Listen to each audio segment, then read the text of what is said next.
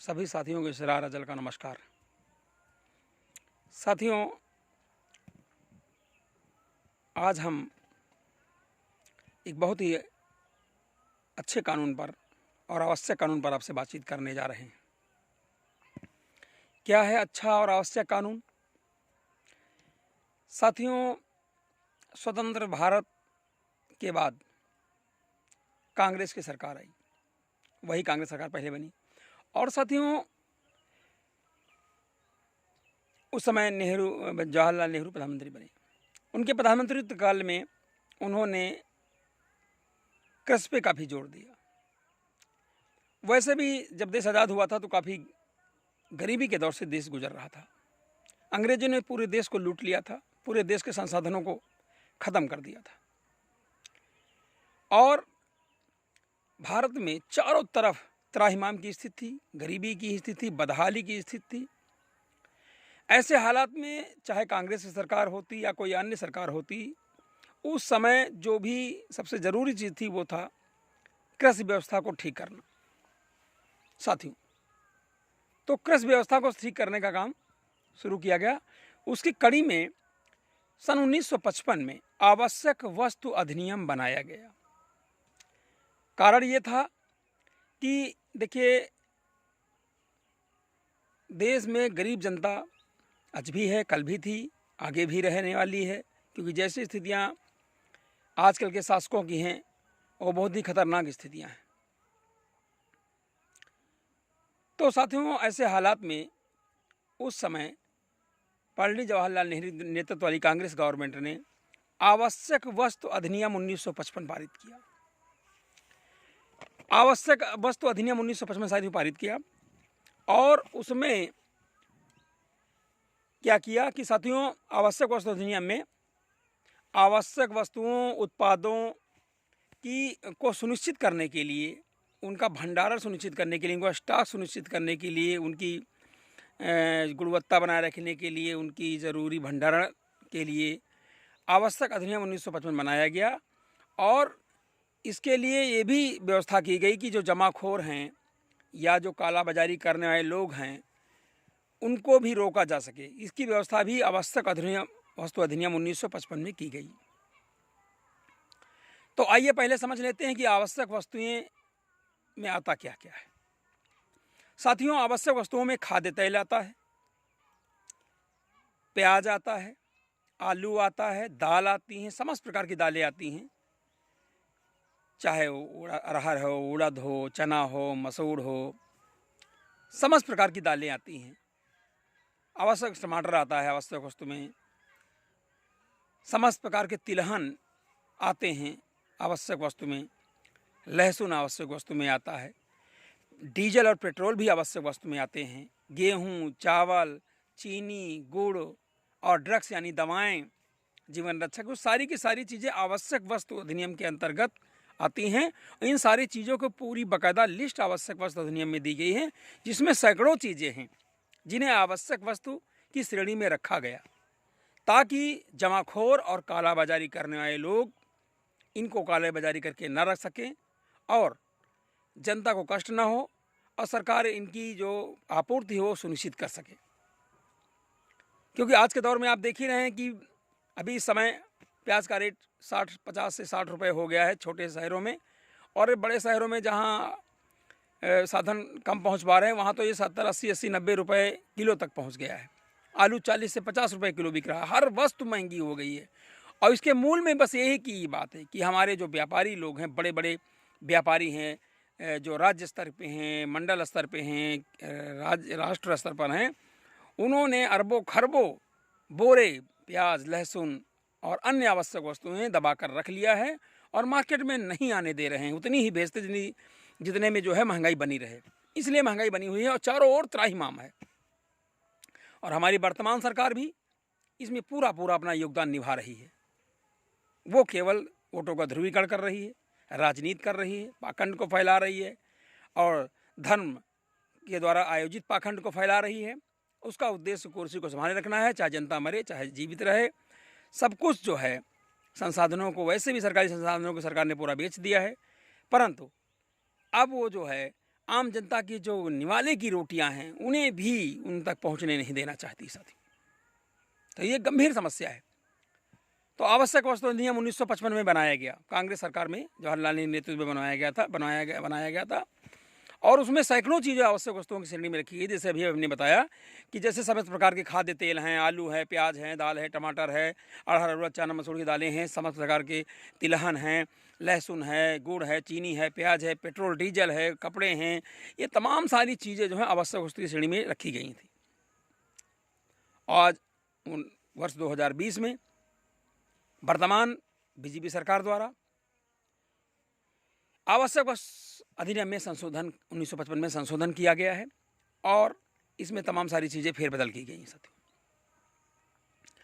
पहले क्या था, जो हमारा आवश्यक वस्तु अधिनियम 1955 था, उसमें स्टॉक लिमिट तय थी कि इतने क्विंटल से ज़्यादा, इतने टन से ज़्यादा आप प्याज नहीं रख सकते कोई भी व्यापारी, इतने टन से ज़्यादा आलू नहीं रख सकते, टमाटर नहीं रख सकते, मसाले नहीं रख सकते, जो जीवन रक्षक वस्तु वो नहीं रखते, यहाँ तक कि डीजल पेट्रोल भी लिमिट से अधिक आप नहीं रख सकते हैं। सब कुछ सरकार के नियंत्रण में था और समय समय पर जब भी ऐसी परिस्थिति आती थी, खराब परिस्थिति आती थी, तब सरकार जो है उसमें से भारी मात्रा में अपने पास अपने भंडारण से निकाल करके मार्केट में पहुंचाती थी और मार्केट में जो है बैलेंस और संतुलन बराबर बना रहता था और इससे जो है महंगाई उठने नहीं पाती थी। लेकिन इसके विपरीत चलते हुए वर्तमान बीजेपी सरकार ने, वर्तमान मोदी सरकार ने जो है जनता के निवाले की रोटी छीनने का पूरी तरीके से प्रयास किया साथियों और हाथ पे हाथ सरकार धरे बैठी हुई है और आवश्यक वस्तुओं के दामों में भारी बढ़ोतरी हुई है। आप देख लीजिए 100 रुपये किलो तक प्याज पहुंच चुका है कुछ शहरों में और जो है दालों का लिमिट जो है 100 से 150 रुपये पहुँच चुकी है विभिन्न शहरों में और जो आम आदमी के जीवन की रक्षक वस्तुएं थी जैसे आलू है, प्याज है, उनके दाम भी आलू 50 से 60 रुपये किलो, आलू प्याज 100 रुपये किलो, टमाटर 60 से 80 रुपये किलो, ये सारे आवश्यक वस्तुएं इसीलिए बढ़ गई कि इन्होंने लिमिट को हटा दिया। व्यापारियों ने अपने भंडारण में क्या कोई चीज़ की कमी नहीं है, आवश्यक वस्तुओं में कमी नहीं है, देश के प्रोडक्शन में कमी नहीं है, लेकिन व्यापारी लोग जो हैं सरकार की सह पर जो है बड़ी मात्रा में भंडारण कर लिए हैं और सारा स्टॉक उन्होंने लिमिट जो हटाई दी गई तो इसके बाद में सारा भंडारण कर लिया है साथियों और जो है मार्केट में आवश्यक वस्तुओं को नहीं पहुंचने दे रहे हैं, तो जिसका परिणाम है बहुत बड़ी महंगाई और चारों ओर त्राहिमाम और हाहाकार मचा हुआ है और सरकार जनता को लूटने में, चूसने में, शोषण करने में पूरी तरीके से लगी हुई है। सरकार के साथ व्यापारी मिले हुए हैं, बड़े व्यापारी मिले हुए हैं, जमाखोर मिले हुए हैं, कालाबाजारी करने वाले लोग मिले हुए हैं, वो सब मिल करके जो सब हो रहा है। तो साथियों, जो आवश्यक वस्तु अधिनियम की बात चल रही, तो आवश्यक वस्तु अधिनियम में जो अभी हमने कुछ आवश्यक वस्तुएं गिनाई आपको, इनमें से लिमिट हटा लिया। तो मोदी सरकार ने जो है ये जो भंडारण की लिमिट थी उसको हटा लिया है। वर्तमान मोदी सरकार ने बेवजह बिना किसी ज़रूरत के 3 कृषि बिल पास कर दिए, 3 बिल पास कर दिए, 3 विधेयक पास कर दिए और जबरन लोकसभा में इसकी चर्चा तक नहीं करवाई गई, पास कर दिया गया। राज्यसभा में भी इसकी चर्चा नहीं करवाई गई और पास कर दिया गया। तो पूरी तरीके से अलोकतांत्रिक सरकार है ये, पूरी तरीके से गरीबों के शोषण की सरकार है, जनता के शोषण की सरकार है ये साथियों। और इसने जो है 3 विधेयक पास कर दिया है। कौन कौन से विधेयक है? पहला पास किया, आवश्यक वस्तु अधिनियम 1955 में संशोधन कर दिया, जैसा कि बातचीत चल रही साथियों कि आवश्यक वस्तु अधिनियम में खाद्य तेल, आलू, प्याज, लहसुन, टमाटर, दालें, पेट्रोल, डीजल, चीनी, गुड़, तमाम तरह के कपड़े, मसाले, सब कुछ आता है आवश्यक वस्तु अधिनियम में। इनमें एक इसने लिमिट हटा दिया, ये संशोधन पास कर दिया कि अब आज से स्टॉक लिमिट खत्म की जाती है। कोई भी व्यापारी कितना भी भंडारण कर सकेगा, कोई स्टॉकिस्ट कितना भी भंडारण कर सकेगा। और का परिणाम आप सामने देख रहे हैं कि 1 सितंबर को ये कानून लागू हो गया है और 1 सितंबर में कानून लागू होने के बाद आप स्थितियां देख रहे हैं 1 सितंबर कि आज जो है जब ये वीडियो बन रहा है तो आज जो है साथियों 24 अक्टूबर है और 24 अक्टूबर की स्थितियां आप 2020 को आप 24 अक्टूबर 2020 की स्थिति को आप देख रहे हैं साथियों। बड़ी भयावह स्थिति है, पूरे मार्केट में चरम सीमा पर महंगाई छाई हुई है, लोगों के मुंह का निवाला छिन गया है, उनकी थाल से रोटी गायब हो चुकी है, उनकी थाल से गेहूं चावल गायब हो चुका है, उनकी थाल से सब्जियां सारी गायब हो चुकी हैं, उनका जो स्वास्थ्य पूरा खराब हो चुका है। तो साथियों आवश्यक पहला जो बिल पेश किया, आवश्यक वस्तु संशोधन अधिनियम पेश किया जो था 1955 उसमें संशोधन कर दिया कि अब स्टॉक लिमिट हटा दी जाती है। अब कोई भी व्यापारी कितनी भी मात्रा में खाद्य तेल है, तिलहन है, दाल है, प्याज है, आलू है, टमाटर है, इवन देन पेट्रोल डीजल है और तमाम आवश्यक दवाएं हैं, इनकी लिमिट ख़त्म कर दी गई और भारी मात्रा में भंडार कर सकेंगे। तो जाहिर सी बात, जब भंडार मात्रा में कर सकेंगे तो वो आवश्यक वस्तुओं को मार्केट में पहुंचने साथियों नहीं देंगे, और परिणाम ये होगा कि साथियों कि जो है सामान मार्केट में जब पहुंचेगा नहीं तो ऑटोमेटिक महंगा रहेगा, ऑटोमेटिक सामानों की कीमतें आसमानों को छुएंगी। तो ये है साथियों खेला। और दूसरा जो बिल पास किया मोदी सरकार ने वो ये है कि कृषि उत्पाद व्यापार और वाणिज्य विधेयक 2020 पास कर दिया। क्या है कि कृषि उत्पादन और वाणिज्य विधेयक 2020, इसको क्या पास कर दिया? इसका ये मकसद है कि जो पूरे देश में कृषि मंडियां हैं, एक एक ज़िले में तहसील वाइज कृषि मंडियां हैं, एक ज़िले में जितनी तहसीलें होती हैं हर तहसील में लगभग एक कृषि मंडी होती है। एक सदर तहसील कृषि मंडी है तो जितनी सदर के अलावा अन्य तहसीलें होती हैं किसी भी ज़िले में उतनी लगभग मंडियाँ स्थापित रहती हैं। किसान अपनी चीज़ जो भी उत्पाद होता है उसको मंडियों में ले जाते हैं, बेचते हैं, और मंडियों में MSP जो न्यूनतम समर्थन मूल्य होता है लगभग उस पर खरीदारी होती है, जो सरकारी खरीद होती है उस पर हो जाती है।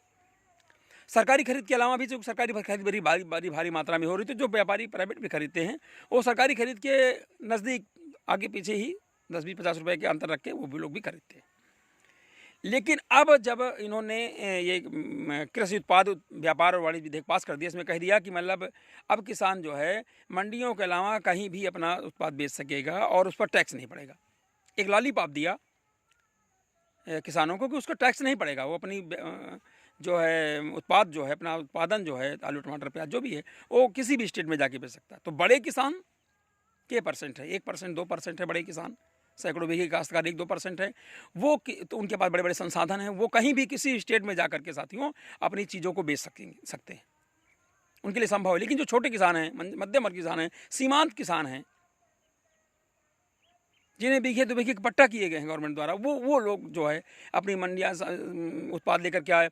उत्तर प्रदेश का किसान जो है पंजाब या हरियाणा या हिमाचल या महाराष्ट्र बेचने जाएगा, जाहिर सी बात अपने अगल बगल ही बेचना चाहेगा, वो कहाँ जा पाएगा। तो ये योजना भी बड़े व्यापारियों को ध्यान में रख के बनाई गई है, कालाबाजारी को ध्यान में रख के बनाई गई है और बड़े व्यापारियों को फायदा कराया गया है। टाटा बिरला, मतलब सिंघानिया, बजाज, अंबानी, अडानी, इनको ही फायदा कराने के लिए सारी व्यवस्था साथियों की गई है। तो APMC यानी मंडी समिति जो होता है उत्पाद यहाँ जहाँ मंडी बेचता है, तो उस पर बताया कि मोदी सरकार ने इस पर टैक्स नहीं पड़ेगा, चाहे जहाँ जाके व्यापारी दी। लेकिन इसमें जो किसानों को भय सता रहा साथियों कि देखा जाए तो अगर कहीं और कुछ व्यापारी लेके जाके बेचेंगे तो धीरे धीरे इन मंडियों का अस्तित्व समाप्त हो जाएगा। जो हमारी मंडियां हैं इनका अस्तित्व समाप्त हो जाएगा, और मंडियों का अस्तित्व समाप्त होने पे जो हमारा न्यूनतम समर्थन मूल्य की बात है वो भी समाप्त हो जाएगा, निश्चय ही वो समाप्त हो जाएगा। और धीरे धीरे समय आने पर पहले हो सकता है कि कोई व्यापारी ऊँची दरों पर कोई सामान खरीद ले, किसी भी साल विशेष में कोई उत्पादन हुआ है, आलू प्याज टमाटर जो भी हैं उनको ऊंची दर पे खरीद ले।